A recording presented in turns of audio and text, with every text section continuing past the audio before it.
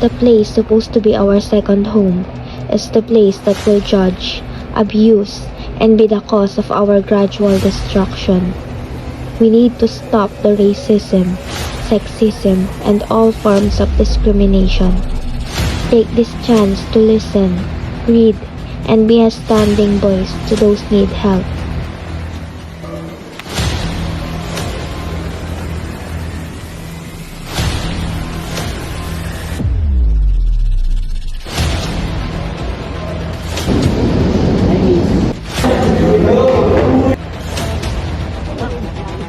Tignan niyo, napakaitim.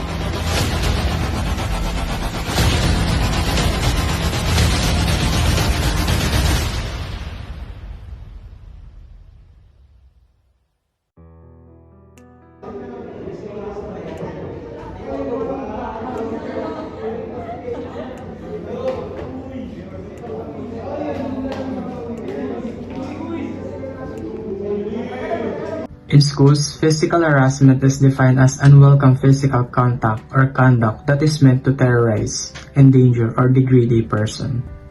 It may manifest itself in a variety of ways, such as beating, kicking, pushing, shoving, or sexual harassment.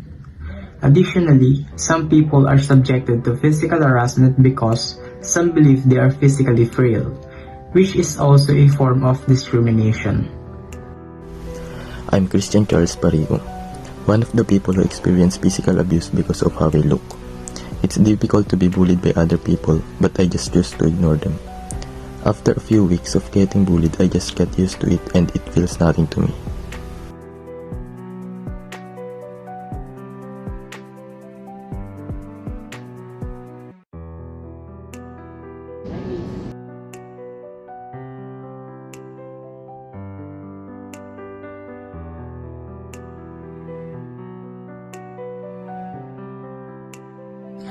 Catcalling is the act of making unsolicited and often sexual or suggestive comments, gestures, or noises towards someone, typically in a public space. It is a form of street harassment that can make the recipient feel uncomfortable, intimidated, objectified, and even unsafe. Catcalling can be directed towards people of any gender, but it is predominantly experienced by women. It is a form of gender-based violence and is considered to be a form of harassment. I'm Daniela and I've experienced catcalling. I walk past you and you touch me with your eyes. And when my eyebrows stand to question you, you look at me like you're just enforcing your right. Then my eyes meet yours and you could not bear the light. Your eyes withdrew like the darkness that flees at the sunset.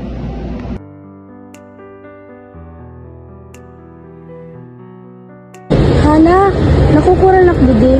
Sa di nga part. Tol, naintindihan Didi, mo sa sabi mo. part. Hindi niya eh. Pwede akong pabulag kayo. Sige, tudlang ta ka karon. Punta lang talong. Ano yun? Gano'n na yun siya.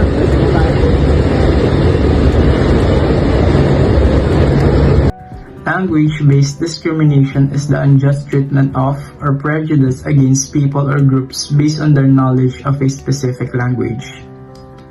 This can take in many different forms, such as prejudice attitudes and behaviors, discriminatory laws and regulations, and unfair treatment of those who speak languages other than the regional tongue.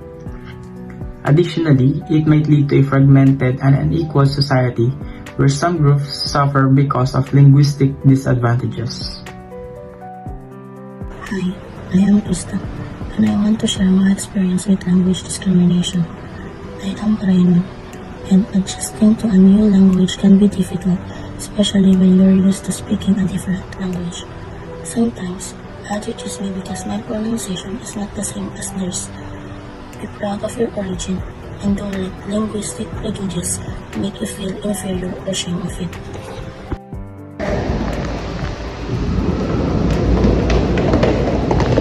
Tignan niyo, napakaitim. Parang libag. Racism in school is the practice of treating people or groups unfairly or with prejudice due to their race or ethnicity. Racism in the classroom may seriously harm those who are exposed to it, lowering self-esteem, increasing stress, and negatively affecting academic performance. It may also lead to a hostile and unwelcoming atmosphere at school, which may have an impact on all students' learning results and experiences. I'm Gisrel, and because of my skin tone, I frequently endure assault and discrimination. But since I'm used to it, it's natural for me.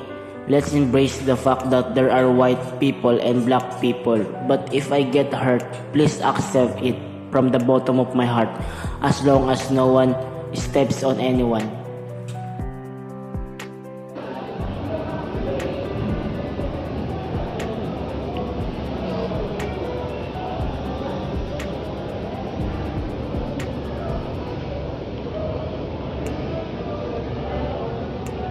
In schools, discrimination against LGBTQ students can take in many different forms, such as harassment, bullying, and exclusion from events or opportunities that are open to other students.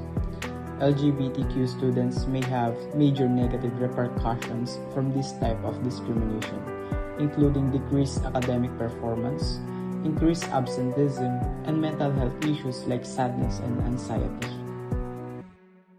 I'm one of the people who experience gender discrimination because I show my true self.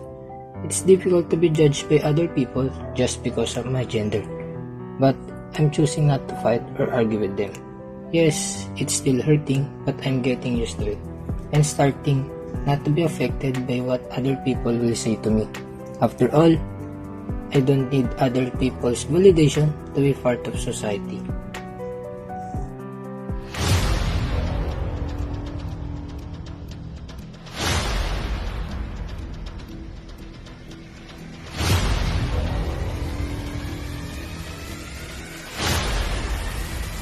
Having an advantage over someone is not a reason to discriminate. Everyone deserves the same dignity and respect. No one is born hating another person because of the color of his skin or his background or his religion. People learn to hate from a young age, and if they can learn to hate, they can be taught to love, for love comes more naturally to the human heart than its opposite. Equal rights, equal opportunities, and discrimination. Don't think about gender. It is only for identification and not for discrimination. It's better to learn to appreciate and not to discriminate. Establish equality. We must strive for peace and unity to achieve a better world. By working together, we can create a more peaceful and unified world where everyone has an equal chance at achieving their dreams. Let's break the chain of discrimination through. Choose respect and embrace equality for all. Racism is not getting worse. It's getting filmed. It should be our second home, but now it's the place that we are scared of. Let's stop the discrimination and create a better place that we can call home. In conclusion, discrimination is not a joke. In fact, it is a serious problem that we don't want to exist. It leads to social exclusion, economic disparities, psychological distress, and even loss of life. Before it's too late, let's make a move. Let's educate to reduce biases and stereotypes. Our voice is essential. Let's speak out against discrimination while laws and policies protect us against it. By working together, we can create a more just, inclusive, and equitable society that respects the dignity and worth of every individual.